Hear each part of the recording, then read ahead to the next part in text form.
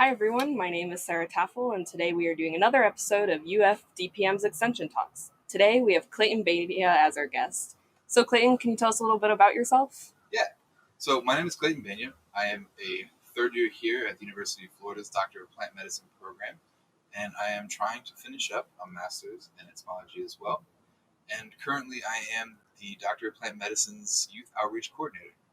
So can you tell us a little bit about the history of your youth outreach program? Yeah, not a problem. So when I applied to come to grad school, I applied for a youth outreach position with the Department of Entomology and Nematology, and I did my first 2 years here working that position. A good general definition of that position is essentially to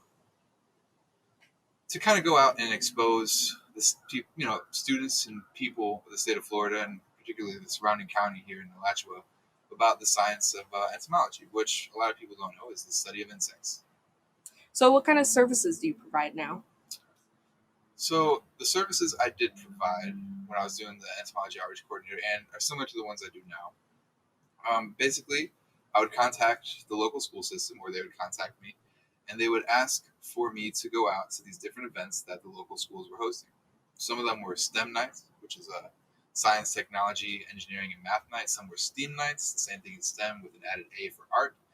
And others were like for Master Gardener meetings or small teaching conferences for like enthused individuals. And I would go and I had a setup where I'd bring a bunch of live animals and I would show them and expose them to what arthropods are and insects. And I had a lot of cool things to demonstrate exoskeletons, and I had other activities to show like how bees pollinate. And so the type of things that I would try to do essentially was try to teach some of the basic principles of entomology and really try to expose the science itself. It's a little known science, and it's well known, but not many people have a large interest in it. And luckily, here at the University of Florida, we have such an awesome, the world's best entomology department as of right now, and we have the opportunity to really go out and try to make that impact. And to me, I think that's the important part: is exposing people to more knowledge and more opportunity. And I recall that you've hit a big audience because we've done programs in all sorts of different locations, including the Tampa State Fair and other locations like that. So do you think that this has had a big impact on the community? I definitely think it's had an impact. I would love to get some more data on the amount of impact, but yes, I know from here in our work in Gainesville, there's certain schools that you go to where the children have never had the opportunity to like interact with arthropods. A couple of things that I used to do is I had these giant spiders, just tarantulas, right? And we'd name them Rose and Buttercup and all that stuff. And so we would go and I would gently show the kids that arthropod mole, a spider mole, which is the outside exoskeleton. It's arthropods wear the skeleton on the outside. And I let them see it, and then I'd pull out one they could touch, right? And then I would pull out the live spider, and I would let the kids touch the spider or hold them. And the impact being that their faces were just like, it was complete bewilderment.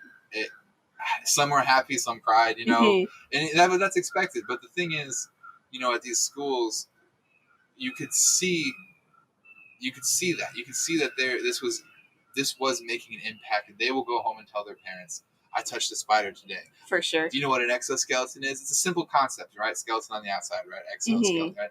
And it's some right there. That in and of itself, that's an impact, And so that was what we were trying to do. And I definitely think, on an individual basis, in a lot of these places, we were definitely able to make that impact. And a good point here is you brought up the state fair. So the state fair is still is, I guess, our biggest event of the year. We normally impact around like 30,000 people as they come through where we're normally tabled at. And they're always themed, and this year's theme was love bugs. And in Florida, love bugs are a huge problem, and sometimes of the year they can be a really big nuisance. I'm sure anyone who owns a car has experienced that. And so definitely one of the things that we did was there was a lot of misconception about love bugs, and we kind of broke those misconceptions. Some people didn't take it as well as to others, but hey, like all we can do is spit facts, and that's what we did. Including the fact that UF did not create love bugs. This is true. So speaking of Rose and Buttercup, can you tell us more about our little arthropod family that we have? Yeah, no problem. So I think this is one of the coolest things that we've done to actually impact is having live animals. You can talk about insects. You have the insect drawers and show them exoskeletons of dead ones and stuff like that, and they can be really pretty. But there's nothing that beats live animals. And so, in the outreach program for the entomology department, we actually keep about we started between 15 and 20 live tarantulas, of which maybe 3 or 4 are friendly enough to handle on a daily basis. They're okay with hundreds of kids petting them on their butt, essentially their abdomen. And we also had other ones too. We would raise Madagascar hissing cockroaches.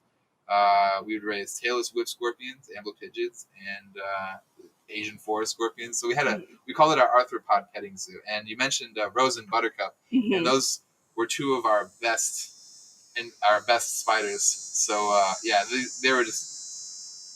I had never handled a spider before I started this position, and so part of my introduction and audition for the position was my boss essentially just dropped one Buttercup, this big old chocolate golden knee tarantula in my hand, and I was like, "Oh my gosh, never held a spider."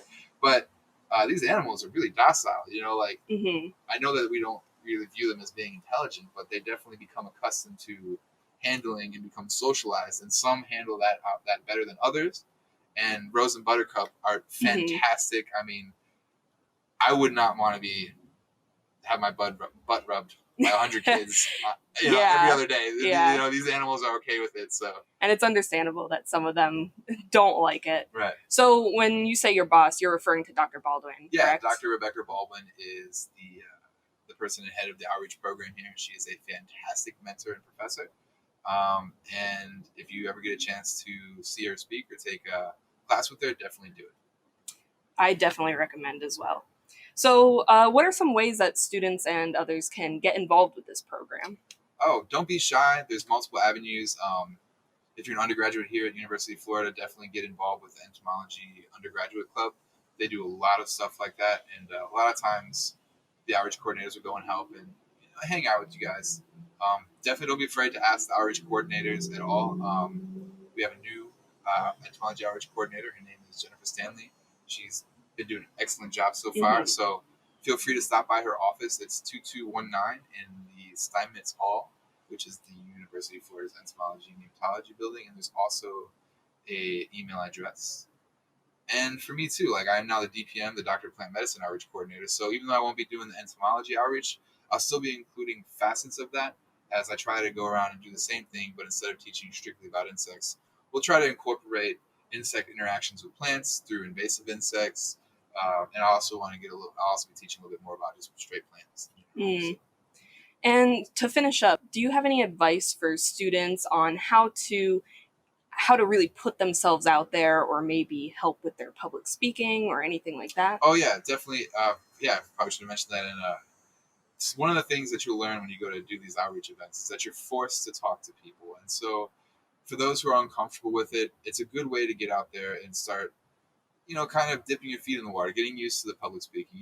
No one has to love it, but it's something that's going to help you grow as an individual, and it gives you the opportunity. Another thing it does too is, so a lot of the times we use, big scientific terminology and wording, because this is what we do. We study insects and study plants.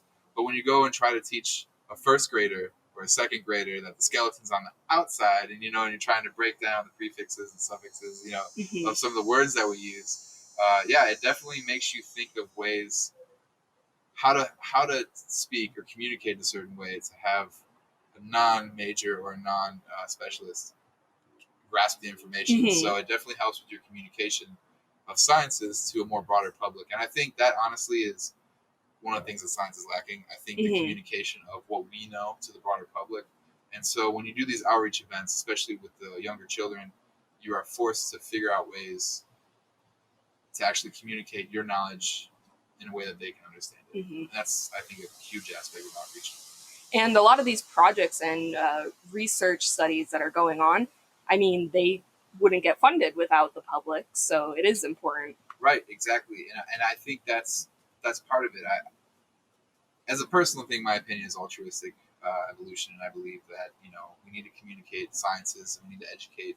We need to bring other people up to the same level, and to do that, we need to be able to communicate and take surveys and see what people are interested in, and which way do we need to go. So, Well, thank you, Clayton, for sharing all this information with us Thank today. you for having me. Yeah. And thank you to our viewers for watching, and stay tuned for more. Thank you. And now we have to end because it's raining.